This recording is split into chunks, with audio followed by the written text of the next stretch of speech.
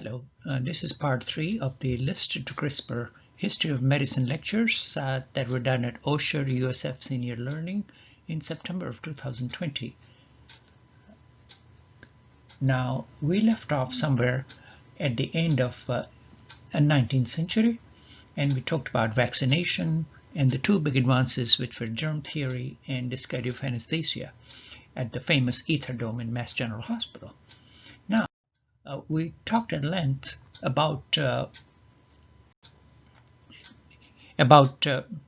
Johns Hopkins University and the big impact that had on American education. But to my dismay, I forgot to mention the giant of American surgery who worked all his career at Johns Hopkins Hospital.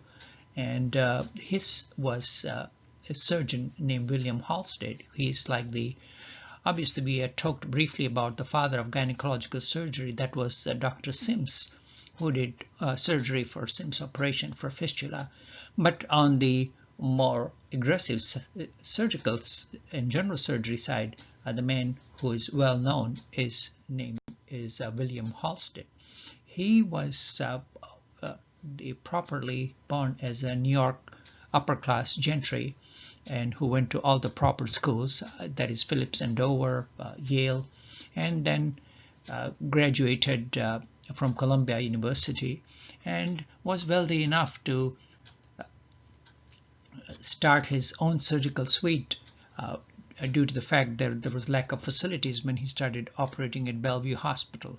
And then he was recruited at Johns Hopkins Hospital, and there he established several dramatic improvements which are still being used, such as maintenance of hospital records, meticulous record keeping of vital signs, training surgeons by long apprenticeship in what came to be later known as pyramidal surgical system, where only the top guy would end up to become a house surgeon assisting surgery and would be qualified to practice surgery as taught by Dr.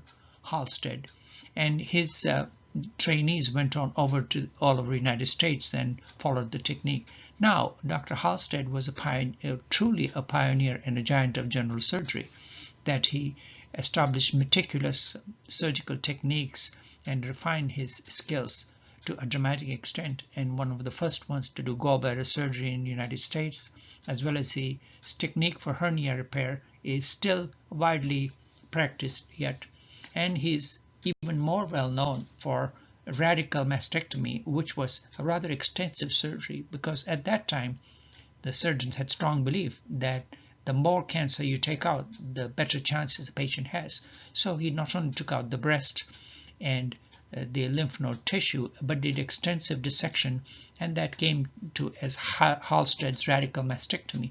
And you will be surprised to believe that it was practiced until the early 70s, when it was finally proven that that wasn't all necessary, and the outcomes were just as good with modified radical mastectomy, because that left a lot of women with huge disfigurement of their arms and lymphedema. And that was the order of the day.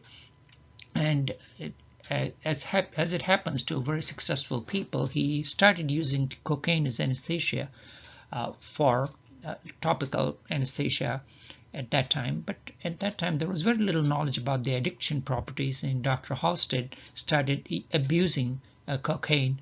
And obviously, initially, he got the cocaine high, but which he went on to proceed to neutralize with using morphine. And throughout his illustrious surgical career, he struggled with addiction for both substances, in spite of obtaining help from his colleagues and trying to various methods for weaning himself off the drugs.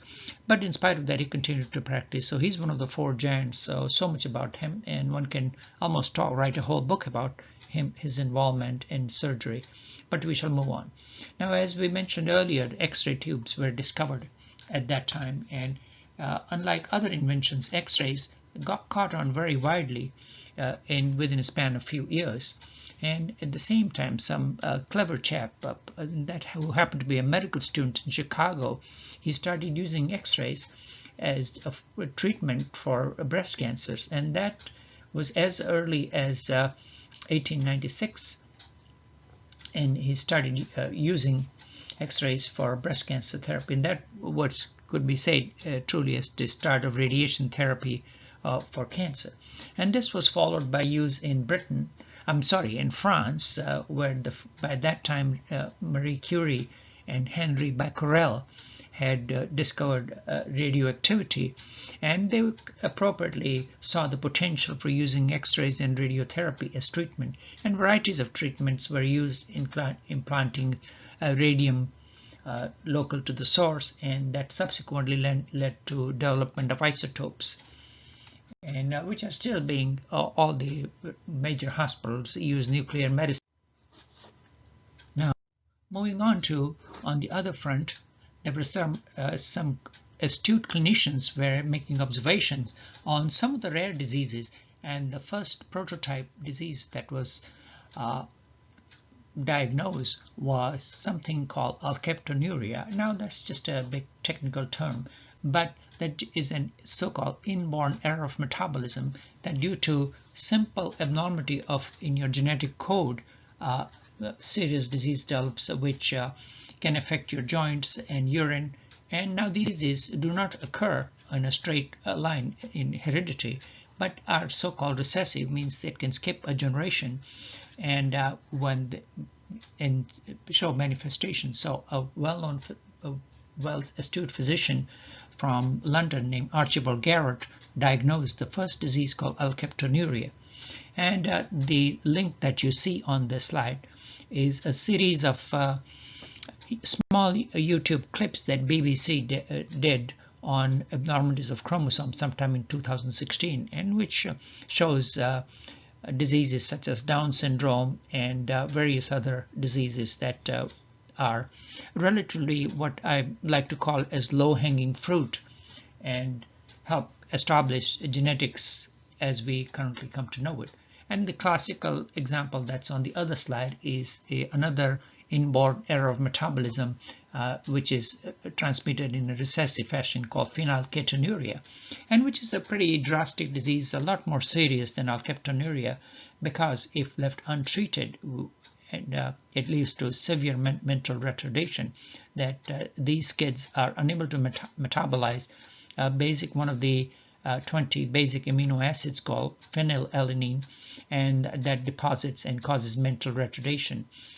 But fortunately, that can be treated with appropriate diet if started earlier. So that is one of the foundations of genetic diseases as we have come to know. And obviously that has exploded to a dramatic fashion, as it is apparent in the title of our talk, listed to CRISPR. More on that later.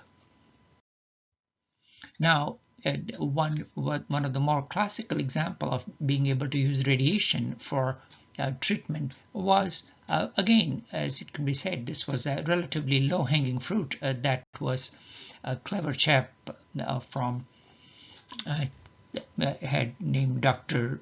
Niels Finsen. I think he was a Scandinavian or Finland, I think, yes, and who came up with the idea of using a light therapy, of ultraviolet light therapy, which can be used to treat skin tuberculosis. And by this time, so the benefit of sunlight was in vogue by that time, because the relatively health sanatoria were becoming prominent, and so that extended the analogy as to using ultraviolet light for treatment of skin cancer, and he got some dramatic results, and very promptly he was given a nod by the Nobel Committee, and he was one of the early recipients of Nobel Prize for treatment of skin tuberculosis. Now, the treatment of pulmonary or lung tuberculosis will take a long time until the discovery of antibiotics as we have come to know it. And the picture here on the side shows the dramatic results that could be obtained with similar disease disfiguring called lupus vulgaris.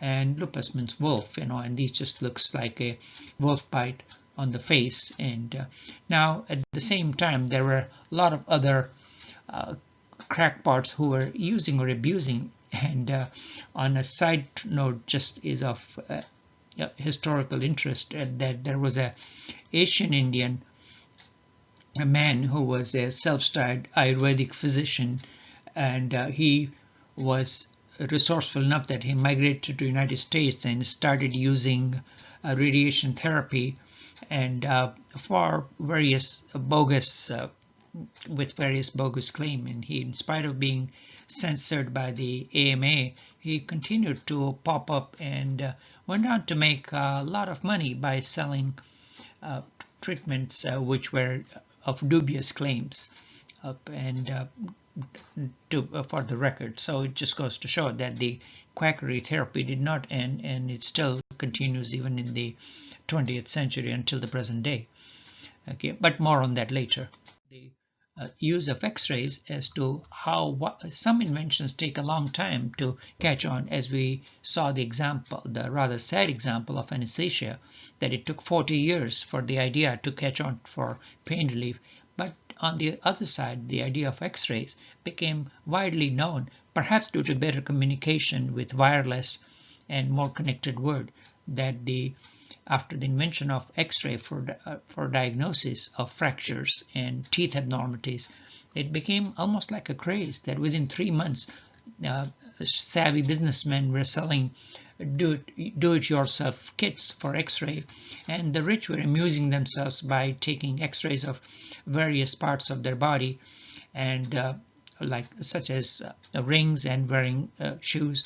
And there was even a craze for adjusting your shoes to your proper size by using something called footoscope. And then obviously that was not as much fun and games as the people thought out to be, and very promptly people started showing up with what came to be known as X-ray burns, so much so that some of the early radiologists suffered enough burns and damage that they required amputation due to deformities and that occurred from not realizing the dangers of X-ray treatment. Even before Paulo, there was a physician who worked for the U.S. Army in the Midwest, in the upper Michigan area, and his name was William Beaumont, and he was moving on to last time one of you had asked about the cruelty to animals, and this was one of this thing that the physiologists and the scientists were doing a lot of experiments on animals, and the Britain being a land of dog lovers, there was considerable legitimate protest against the doctors who were using the dogs for experiments, and a variety of, and at the same time on the other side, the medical students understood the benefit that was obtained from doing research on living mammals. And so there was this tussle that was going on between the anti-vivisectionist versus the medical students in the middle of the Victorian era, and this went back and forth, and the anti-vivisectionist had erected a statue of what came to be a brown dog affair, and the medical students in the middle of the night decided to grab and hijack the statue or pull it down and destroy it or something, and so it went back and forth, and some of them were arrested, and that became well known as a so-called brown dog affair. And the statue is now in some obscure garden in London. So I think I'm sure it was still reinstituted and was moved quietly to the other parts. So that came to be known as the brown. With the start of the chemist industry, worked on finding cure for syphilis, and that came to be known as compound 660 something, or it came to be known as salvarsan, which was an arsenic preparation that was a cure for syphilis before antibiotics replaced it. So he was pioneer in two major fields as to treating the rampant venereal disease syphilis, and but more on that when we talk about microbes in the next class that I plan to offer sometime in October. And this is the classic example of phagocytosis and the magic of, and hopefully this video will play as to how, yes, here it goes. And the green are the bacteria, as you figured it out by yourself.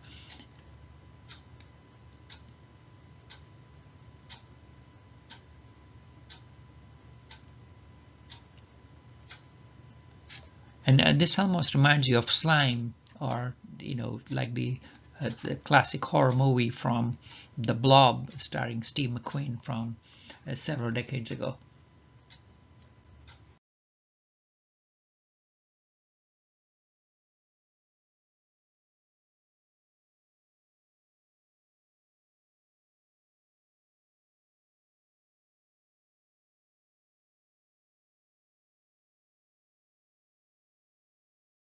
Being a stubborn Italian, or being a stubborn physician, until even in his Nobel Prize would not admit that he was wrong, even though he was recognized for his staining technique.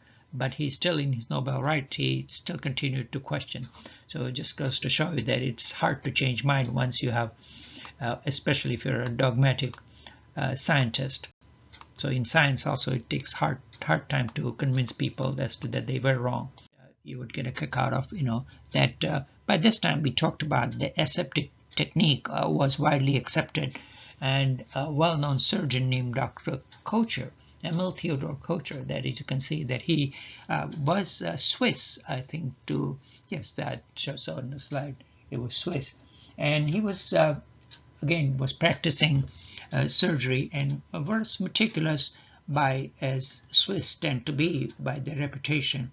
And he was doing surgery, and by that time, due to a lack of iodine, which people were not aware that was related to causing a condition called goiter, and led to severe disease called low hypothyroidism or underactive thyroid, and that led to mental retardation.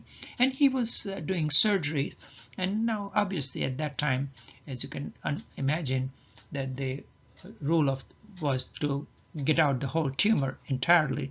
And by taking out the whole tumor, he realized that he had created a disease when there wasn't one.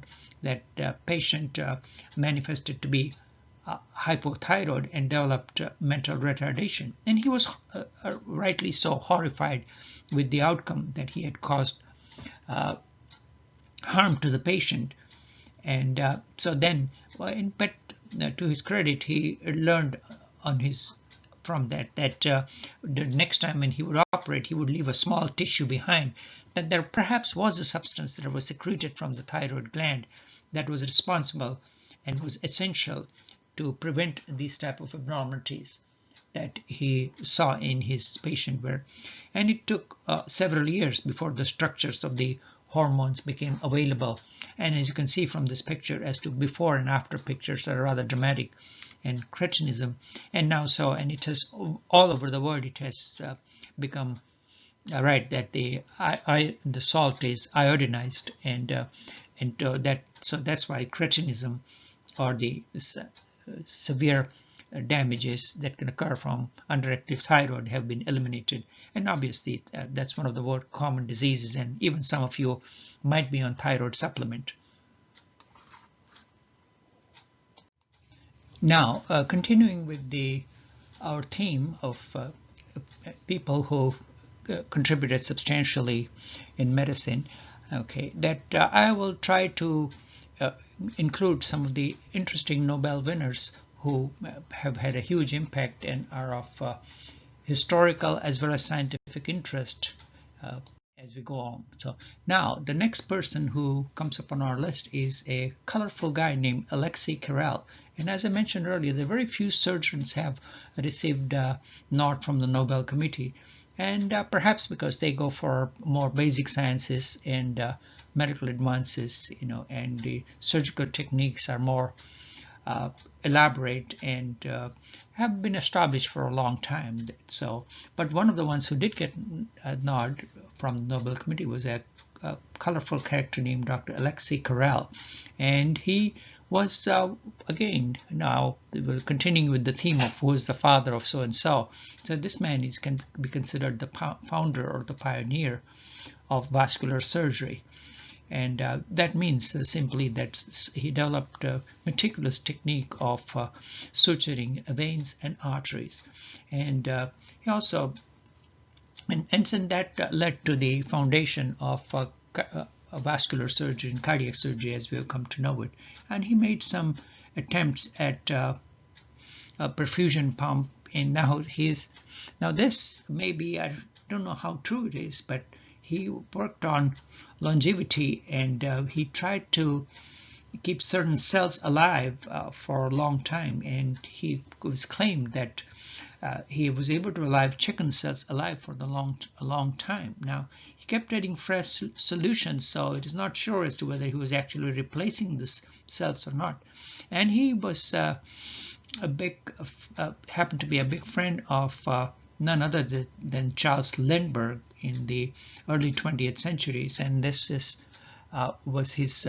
He made the cover of Time magazine earlier, and he kept working on varieties of ways to keep organs alive. And so then this may have been the pioneering, or may have subsequently led to an idea of the heart-lung machines, and subsequently to transplant heart surgery. So we can say that he was one of the early, his thoughts were in the right direction. Now, again, at that time, on the other side, we talk about the so-called dark chapter in history of medicine, which is the rise of classical genetics and subsequently the so-called eugenics theory. And that was founded by the cousin of Charles Darwin, named Dr. Francis Galton. Had said only the superior races, but that was obviously the white Western Europeans, should breed, and that led to, and that idea caught on in Western Europe and also in the Eastern United States. And so Alexis Carrel was one of the big supporters of the eugenic movement, and we'll talk more about that later on when we address the brief history of classical genetics. Okay, disease that we are discovered the treatment for malaria, and that was one of the first Chinese women who received the Nobel Prize. And she was inspired by none other than Mao Zedong, who emphasized that they should do research on Chinese herbal medicine, and she went through as many as 2,000 compounds, and finally came up with the correct chemical that was responsible. It led to a drug called artemisinin, which was useful for treatment of resistant malaria. And obviously, some of you may know as to how the earliest treatment of malaria was with quinine, which comes from cinchona tree, and that led to the insistence of gin and tonic, which was quinine water that was given to the British soldiers to prevent malaria, in a rather pleasant way to treat and get preventive prophylactic medicine. But the parasite ended up being a lot smarter than human beings and has promptly developed resistance. So most of the malaria parasites are now resistant to quinine and even to the newer drugs. So the struggle for that goes on, and we'll talk more about it, that if you're interested in when we talk about microbes in future. And another horrible disease that is known in sub-Saharan Africa and India is called filariasis, and which is perhaps better known as elephantiasis or foot. And now there are two types. One is a disease which is genetic. It's called neurofibromatosis, while the other is simply a parasitic disease, which is filariasis. The filaria parasite again has a complicated cycle that goes through mosquitoes and into the human body type, and this was again, and causes chronic deformity on your lymph node tissue, leading rise to massive swellings of leg, arms, and even scrotum. And that is a difficult disease to diagnose and cure, because the samples have to be taken when the parasites get out into the blood. And now finally now the treatment has been discovered, which was as recently, which was the shared Nobel Prize by a scientist named Dr. Campbell. And the medicine that they came up with is called ivermectin, and it's just a name for you, but at the same time it is made a dramatic difference in treatment of filariasis and other parasitic diseases such as river blindness, which was very common in Egypt and perhaps caused the downfall of Napoleon, because quite a few of his soldiers were affected by river blindness when he invaded Egypt. And now that may have been due to trachoma, which is again a parasitic disease. And now, to the credit, we all like to badmouth the drug pharmaceuticals, but Merck Pharmaceuticals has donated millions of drugs at free of charge for treatment of river blindness and filariasis. So they have made a huge impact in eliminating the disease burden of river blindness, which is caused by another parasite. The name is of academic importance, but and also for filariasis. Okay, moving right along, as continuing with the theme that warts are good for surgery, and the first example that has to given as to how a bar fight led to the first brave surgeon to put a stitch inside a beating heart for blood in the sac of pericardium. Similarly, World War I was, people underestimated the impact of projectiles, missiles, and the rifles and guns, and that caused horrendous deformity in the trench warfare. And people, the soldiers who were able to survive, were left with horrendous deformities of their face and jaw. And a brave surgeon in England decided to do something about it. His name was Dr. Harold Gillis, and he did meticulous technology for doing skin grafting. And as you can see from this rather gruesome picture of putting skin graft and what is known as the pedicles, that taking healthy skin from one part of the body and implanting it on the face, and coming up with rather acceptable results. Certainly they're not going to make the front page of GQ magazine, but at least it's a far improvement. And this was again, and then just subsequently further progress was taken place, and using microscopes and full thickness grafts. So the wars have been great for advancement in surgery, as it can be understood that the frontline surgery led to a more complex recovery and treatment. Now, just to give a nod, that First World War was one of the first ones where X-rays were used for diagnosis on frontline trauma and locating the bullets, and none other than Marie Curie herself and her daughter Irene Curie. She was only a young girl of 17 or 18, and they ran X-ray ambulances on the front line, and that was one of the first use of X-ray on to save lives rather than just for diagnosis alone and on the front line. Now, again, one of the dark chapters was a Nobel Prize that was given in, I think in 1918, to a guy named Fritz Haber. And he was given a Nobel Prize for discovering fertilizers, which was, at that time, the earliest fertilizers were guano that was exported from Chile.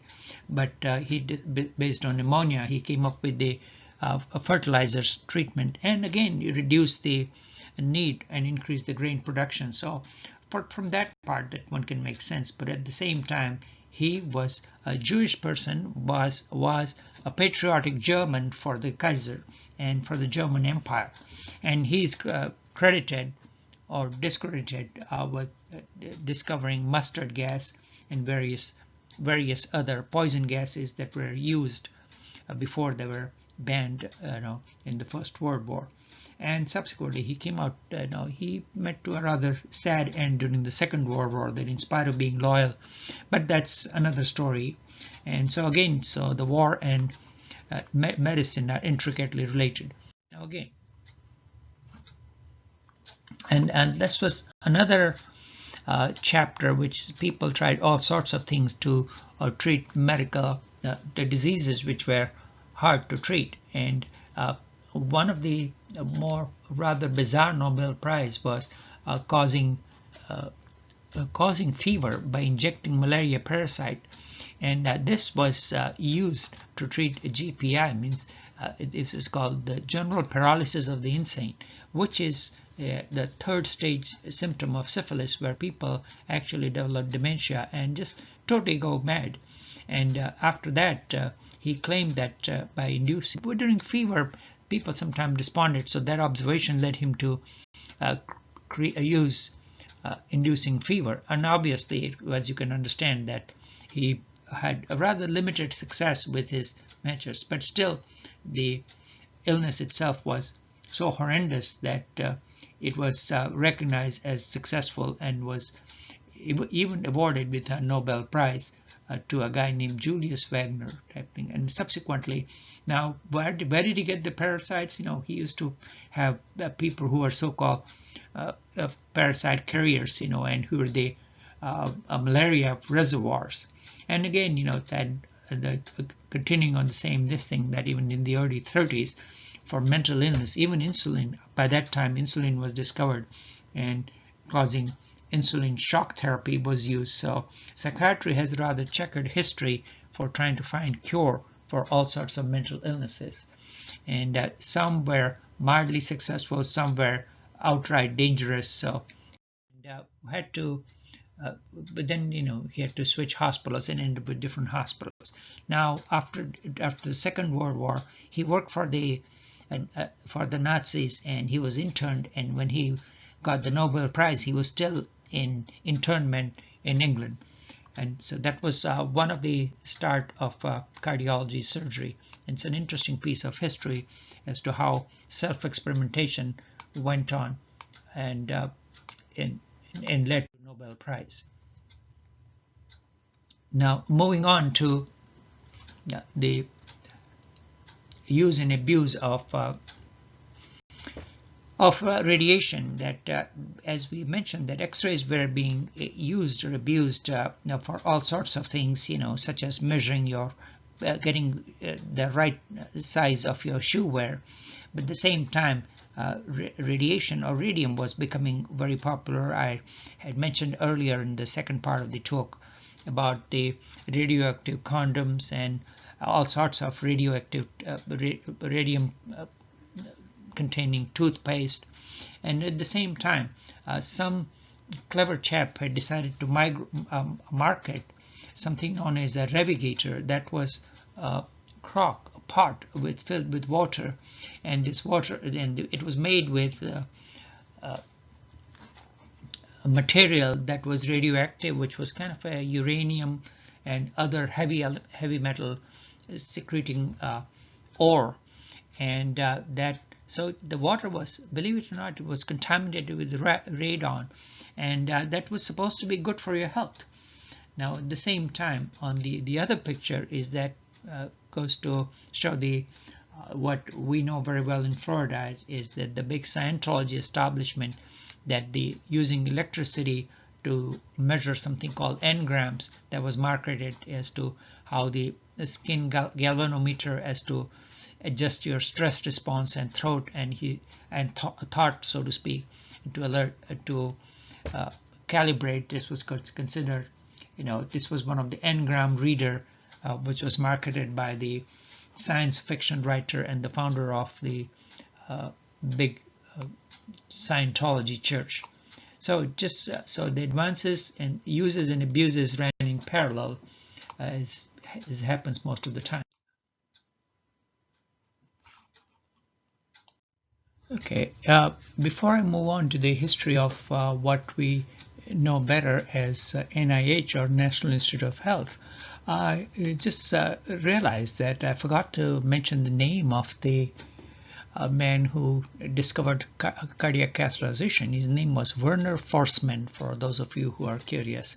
Now, just to give you some interesting background, that there are more than one ways to reach a man's or a woman's heart, and the route that Dr. Forssmann did was through the venous, or the so-called blue channel. But if you want to diagnose blockages, you go to the red channel called arteries in a swimming against the current, blood flow current, which is a bit tricky. And that's how you try to diagnose blockages, because those are on the left side. And for that, there are several approaches, including the one from the elbow, where you may have to actually cut down, and because the blood vessel is rather deep. And another approach, which is nowadays is coming into vogue, is from your pulse, a radial artery, which is very tiny, but this equipment is sophisticated enough that one can swim upstream from a narrow artery and end up in the heart and take some quality pictures. The more traditional way for the another radiologists from Loma Linda universities who shared the Nobel Prize with Dr. Forsman was go through the groin, because from there the artery is about as big as your little finger, and it's a straight shot. So there are various ways to approach the heart, but as long as it's like all roads end up in Rome. So enough about heart. And so just to show that this, we are not just talking about history, but giving you some insight as to how the medical science has progressed over the decades. Okay, moving on to what was known as hygiene lab. And the early start was from marine hospitals, when the sailors came across the Atlantic and looking after them. And subsequently, even in the United States, the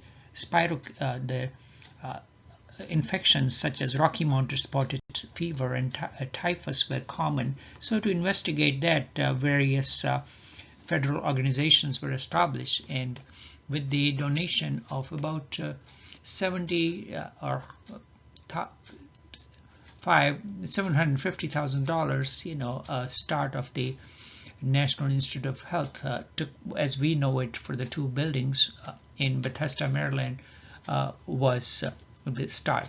And from that rather small and modest start, it has grown to have a budget of $41 billion in 2019. So they moved on from basic preventing infectious disease and epidemic prevention to vaccines, to doing some pioneer basic science work in various disciplines such as cardiology, cancer, and gene therapy. And now that is a gigantic, one of the biggest medical research facilities all over the world, comprising of 27 institutes.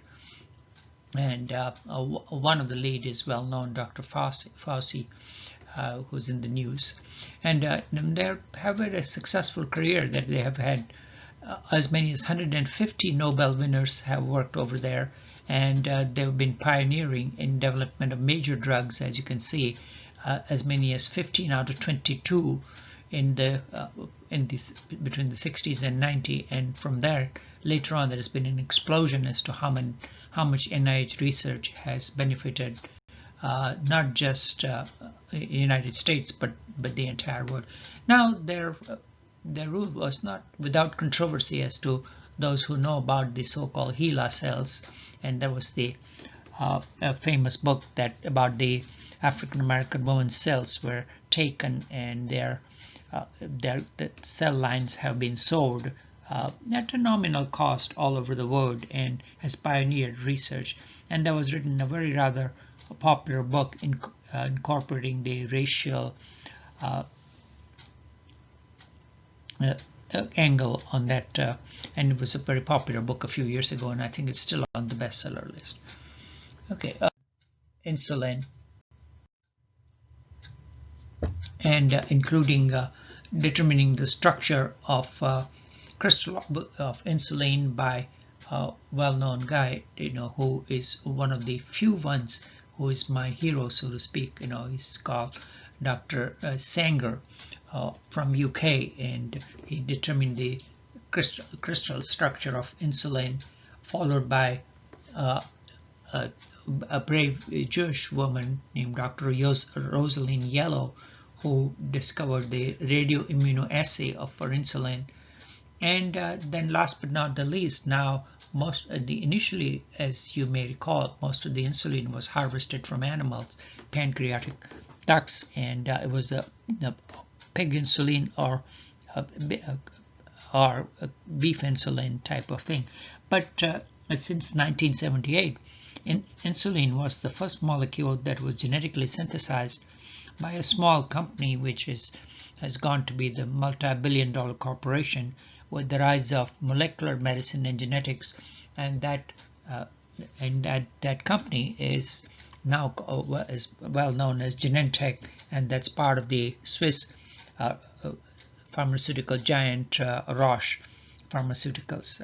And so that was one of the big success stories of the molecular medicine as to, but that is for another time, and perhaps later on when we have time we'll go over that, about the rise of genomic pharmaceuticals.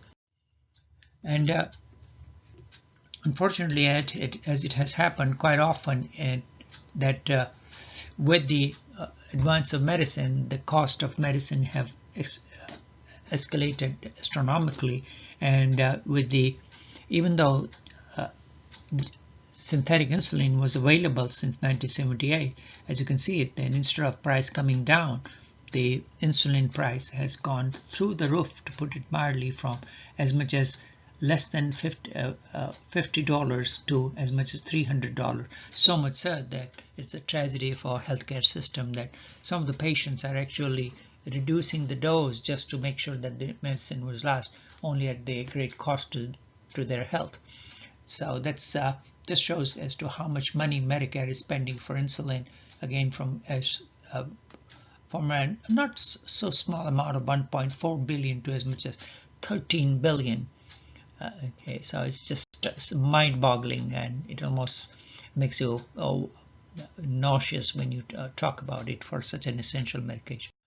Okay, and now I think we have a time for a nice video which explains the story of diabetes in much more detail. I'll let it play. Diabetes was recognized to be a disease back as early as 1500 BC. But for those first 3,000 years, there was really nothing people could do for people with diabetes except to tell them to watch their diet. In 1921, however, this all changed. A surgeon named Fred Banting and a medical student named Charles Best at the University of Toronto, their idea was to take an extract from the pancreas from a diabetic dog and cure another dog, or at least lower the blood sugar of another dog who had diabetes. By January of 1922, they were ready to give the first human, Leonard Thompson, a young boy with diabetes, this extract. And very rapidly, they realized that this would be the future of diabetes therapy. Before the discovery of insulin, the diagnosis of type 1 diabetes was essentially a death sentence. Almost every patient died within a few months to a couple of years. The only therapies were really starvation diets, which made the patients even lose more weight than they lost from the diabetes alone. So when insulin was discovered in 1921 and then put into use in 1922 and 23, this changed the picture dramatically. These patients now were able to eat, gain weight, and restored to essentially a normal life.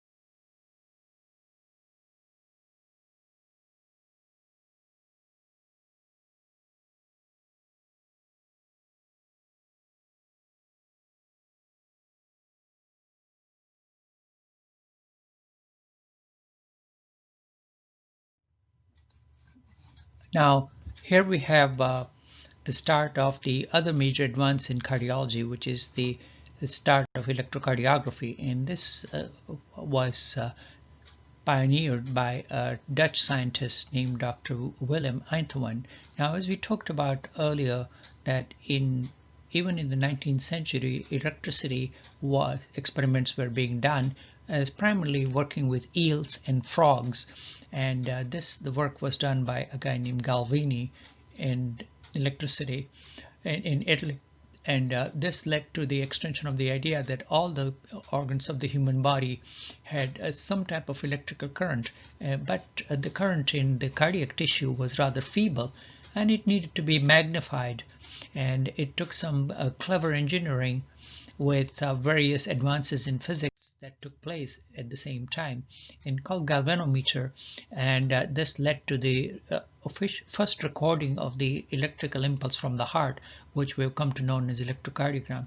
And as you can see that his instrument was rather bulky and weighed as much as 600 pounds, and it required the patient who is perhaps the doctor himself, who is sitting with his feet in buckets of salt water to magnify the electrical impulse, and he labeled his waves as P, Q, R, and ST in succession. And that records that the initial part is called P, which is the atrium, which is the top chamber of the heart, and first squeezes. After a very slight delay of about 0.12 or 0.20 seconds, the impulse travels to the big chamber, so-called ventricles of the heart, both simultaneously at the right side and the left side, and it transfers like a wave across the heart. And then after the heart has lost electrical current with the influx of sodium and potassium pump, it regains its milieu harmony or physiological harmony, and after a delay when the heart is refractory or unable to receive any impulse, and it starts again, and it just goes on without any delay for as many as average of 70 beats per minute for throughout your lifespan. And if there are various rhythm disorders develop due to underlying lack of blood supply, trauma, all sorts of other reasons, but that's a topic for another day. Now, so those were the two big advances which gave the head start to cardiology as to the heart catheterization in electrocardiography. Now again, even the Nobel Committee can sometimes make hasty decision, and this is a good example, or one of the few. Usually the Swedes are very deliberate, and they make an investigator wait for sometimes as long as 40 or 50 years before it is recognized and given a nod as to. But one of the ones that at that time they discovered that a Danish scientist named Fibiger had thought that parasites were causing a cancer in animals and was associated with tumors. And then this was rather hastily, because as you can imagine that with the advance of industrial society, cancer was becoming a major problem. And so perhaps they were in a hurry to give recognition to a major problem that was affecting the industrial society of that time. And again, so that and this was thought to be due to some different reasons altogether. And so varieties of causes were thought to be and some of them were legit type of thing, as to I mentioned sometime that the cause of cancer due to exposure to chimney sweepers cancer earlier, which was proposed long time ago, and the coal tar painting of the animals' ears with coal tar caused cancer. And another Japanese scientist had again associated cancer of liver that occurs due to parasite exposure called liver fluke, which caused the liver cancer. But not surprisingly, or perhaps there was some racial snub that was involved, and the work of, which was more legitimate work of showing parasites causing cancer by the Japanese scientist, was ignored. And so that was one of the things. And it took until, and the most legit price, which shows microbia causing cancer, was the classic example that had to wait until the 20th century, though although the work was done about 10 or 15 years ago by the well-known Australians named Barry Marshall and Warren Noble, who were able to see bacteria in the stomach juices, because originally it was thought that stomach juice was acidic and nothing was likely to survive there, and the stomach ulcer was thought to be due to stress and of the modern society, but they were able to show. And again, the scientific establishment was not willing to accept their finding. So again, in the honorable tradition of science, Dr. Barry Marshall drank the cocktail of H. pylori himself, and lo and behold, a few weeks later, he developed symptoms of ulcer, which was proven on endoscopy, and that led to recognition. Now, on a side note, a scientist named Dr. Peyton Rouse had diagnosed a tumor in chickens as early as 1911, and that was a legit finding that the viruses were responsible for causing tumors, at least in animals. But there was no further extension of this in mammals and in humans, type of thing. But Dr. Peyton Rouse had to wait for a long time, almost 60 to 70 years, or one of the longest waits for Nobel Prize before his work was recognized, and that took until the advances in virology and molecular medicine until his work was appreciated and he was awarded Nobel Prize. I think at a ripe old age of, he was almost over 90.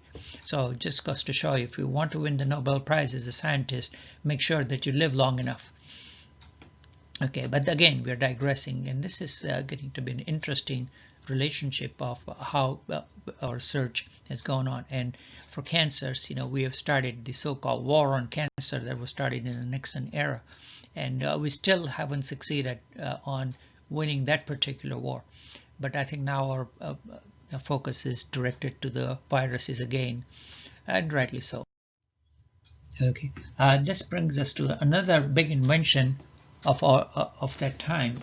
This was, and as you may recall from lecture 1, that blood transfusion was attempted by the brave souls who were not about experimenting on anything at the Royal Society, and then subsequent attempts were done by some other individuals, but this was difficult because the results were sketchy at the best and proven. But it took to a German scientist physician named Dr. Landsteiner, who saw that when sheep blood was mixed with human blood, the blood tended to clot. So that gave him the idea and impetus to work on various other. He collected blood samples from his colleagues, and he was able to show that the blood from one individual was causing clotting abnormalities in other. And luckily, he was a relatively small sample, but he was able to assess. He was just lucky enough to get samples from different individuals who had different blood grouping, and by showing that, then by this time immunity science had advanced enough that the concept of antigen and antibody was in vogue and was well accepted. So he was able to show that different blood types had antibodies in their plasma, and on the surface of the red blood cells, the antigen-antibody reaction was responsible. And then again, it's a well-known fact that even the high school student would know that O is a universal donor and AB is the universal recipient. Now this and afterwards, Dr. Landsteiner was Jewish, and he immigrated to United States and continued his work. And subsequently, some of the other people in his laboratory, I think one of them's name was Levine, and the other names escapes me. And at that time, a miscarriage was a big problem, and they were able to diagnose another antigen while working with rhesus monkeys, and we were able to show that some of the women had a different blood group that caused a clotting and led to miscarriage, and that led to the discovery of Rh blood group. And this now it had, and people had to, even though these things were pioneered, the process of preventing clotting outside the human body was difficult, and it took until advances in chemistry of anticoagulant to make blood transfusion and the rise of blood banks was possible. And it was during First World War that blood transfusion and finally became the norm, even on the front line, and the establishment of blood banks.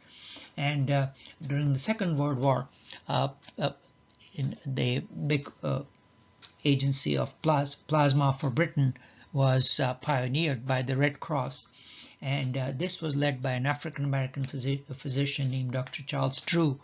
And again, and he organized the drive for sending plasma and separating it and sending it to during the war, and saved hundreds of lives. Now again, he had to deal with the racial issue that African American donors the blood could not be used for white soldiers, and again he swallowed the bitter pill. And I think after only a short times after organizing, he managed to resign and went into private practice or something. And on a side note, another interesting story that rises from Wisconsin, where I worked before, is to the rise of anticoagulation, which is a lot of the farmers were swallowing the fungus-related grass, and that led the cattle to die, and they were bleeding to death. And the University of Wisconsin chemist department were able to isolate the clotting agent, and they were able to come up with the concept of coumadin, and that's why the name of the anticoagulation or warfarin is named WARF, and it is named after Wisconsin Alumni Research Foundation building, and University of Wisconsin still gets patent on it. So that was another story of how the blood banks, and even during the Second World War, the Eisenhower had to say that the people who send plasma and blood are the heroes because they saved thousands of lives by donating blood during the Second World War. So it gives us a big story. And Dr. Landsteiner rightly was, after several years, his work was done, I think in the late 19th century and the early 20th century, but his work was rightly recognized by the Nobel Committee in 1930. Back in the 19th century, if you needed a blood transfusion, it was a risky proposition. When doctors tried to remove one person's blood and put it in someone else, sometimes it worked, but sometimes the blood would clump together, which could result in death. And this is the kind of procedure you want to get right every time. It wasn't until the early 1900s that this guy, Austrian Dr. Karl Landsteiner, developed a system of categorizing blood types, the well-known A-B-O blood groups you've probably heard of. Dr. Landsteiner traced transfusion complications, namely death, back to two things: antigens and antibodies. Understanding this has made blood transfusions much more successful. And using this information today, plus a century of more research, scientists are developing a method to advance blood transfusion success rates even more by transforming all donated blood to the universal donor type. Antibodies are proteins produced by the immune system that can recognize, investigate, and if needed, destroy an antigen, which is anything that triggers an immune response. A lot of the time, antigens are viral or bacterial invaders that can cause sickness or infections. Usually your immune system will recognize them and label them as something to attack with antibodies and get rid of in the future. But other times, these antigens are produced by our own bodies, called self-antigens, which our immune system will leave alone. The whole ABO blood system is built upon these sugar-based self-antigens and corresponding antibodies.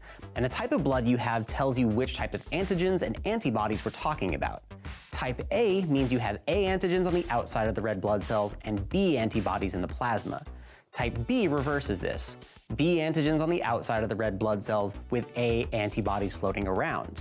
People with AB blood have both A and B antigens, but no antibodies in their plasma, while type O blood has no antigens, but have A and B antibodies. For the most part, everyone in the world has one of these four blood types. And it's these combinations that create those botched transfusions Dr. Landsteiner noticed. Basically, if your blood has A antigens and all of a sudden you get blood with B antigens, your body will see them as foreign invaders and attack. These attacks can cause clumps of antibodies and red blood cells to form. If these clumps get too large, blood clots can spark severe symptoms and even death. So when you receive blood, it has to match with your type or be type O, also known as the universal donor type. Wait, but what about those positive and negative symbols? Great question. That positive or negative symbol that comes after your ABO blood type is based on something called the rhesus blood group system. Rhesus blood grouping is similar to the ABO system because it too has to do with the presence or absence of an antigen on the outside of the red blood cell. In this case, the protein-based Rh antigen. This becomes important again when it comes to blood transfusions. A body with Rh negative blood will reject Rh positive blood. Now, the big question is, why is our blood like this? Well, this takes us down two different paths. First off, we don't know why we evolved to have different blood types. In the age of transfusions, it would be a lot easier if we all had the same blood type. But somewhere along the way, it was in the human species' best interest to develop different blood types. Many experts hypothesize that they developed to help fend off disease. But since this all happened millions of years ago, it remains a hypothesis. But even though we don't know 100% why our blood is like this evolutionarily, we know much more about its heritability, or why you have the type of blood type you do. It all comes down to our genes. The genetic information your parents pass down to you help determine things like what color your hair is, how susceptible you are for a disease, or how tall or short you are. This is the same for blood type, and it all comes down to the ABO gene, which has 3 different versions, or alleles, A, B, or O. Each parent has 2 of these alleles because they each got one from their parents and passed one down to their child. This all comes together and gets encoded in our DNA to create the blueprint that our body will use to make blood. If you're curious, here's a handy chart to tell you what allele combinations will create certain blood types. When new blood is made, our DNA will instruct the enzymes to either build A antigens, B antigens, both or none, depending on the inherited allele combination. So if you're unhappy with the blood type you have, just blame your parents. But here's what's so cool. We're getting closer to technology that bypasses the need for matching blood types entirely. Scientists recently discovered that enzymes found in our gut, when added to blood, could strip away the sugar-based antigens on the cell's surface. That would effectively change type A or B to type O, which again is known as the universal donor type, since it can be given to A, B, AB, or O patients. My name is Peter Warfeld. I'm a postdoc at the University of British Columbia. I'm working in the lab of Stephen G. Withers, and we are doing metagenomic screening, trying to find new enzymes capable of converting red blood cells. And they have succeeded at finding an enzyme in some human gut bacteria that has been able to convert blood. But of course, it's more complicated than that. That there are enzymes available which can cleave sugars. You could think, okay, we find the right one, it may be able to cleave off this sugar and can convert A or B into O. So that's the general idea. And then the big question for us was, where can we find those kind of enzymes, right? Because they're not everywhere. In the human gut, there are like so-called mucins, which are like covering your intestines, right? And they're there to protect you. But at the same time, our microbiome, like our bacteria, also evolved to cooperate or like live together with us. So they learn to stick to those mucins and choose those sugars away and use them for their own nutrition. And interestingly, on those mucins, there are the same sugar structures you would find on red blood cells. And so the idea was that in our gut, there are already bacteria living which have the right enzymes to cleave those kind of structures we're looking into. But it's not as simple as taking this bacteria's enzyme and adding it to the donated blood. Peter's team isolated the DNA from the bacteria responsible for telling the enzymes to cleave the sugars off the mucins and put that DNA into lab bacteria. Now this new lab bacteria produces the enzymes that are programmed to cleave the sugars off the red blood cells, which will create type O blood. And then what we can do, we can draw blood, take the red blood cells out of the blood, incubate it with the enzyme, leave it for a while, and then can wash the enzyme away, and then those red blood cells are modified. Making more O blood will be huge, since more blood can be given to more patients in need with less complications. In just over 100 years, we've come a long way. That is, until we can just make synthetic blood, which is being worked on, but we're not quite there yet. Did you know the first human blood transfusions didn't even use human blood? In the late 1660s, French physician Jean-Baptiste Denis used the blood of a sheep and then a calf on his patients. The first recipients did survive, but subsequent failures caused any human blood transfusions to be banned for over 100 years. At least until we discovered blood types. Probably not a bad idea. Thanks for watching this episode of Seeker Human. I'm Patrick Kelly. We'll see you next time on Seeker.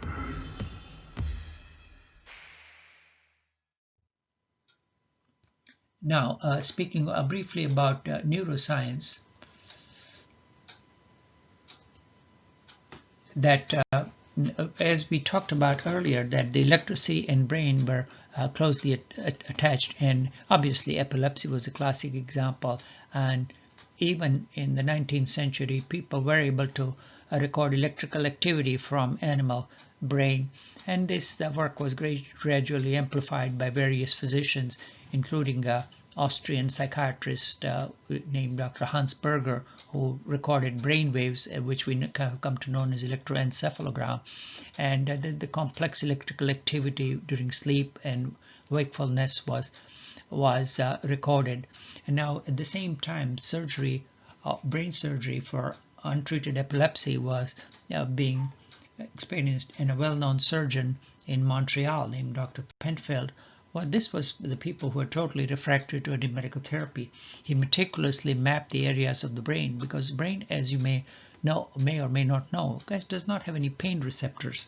So he was able to map, and by stimulating the various areas of the human cortex, as to see which part showed sensation, and then he was able to map brain maps.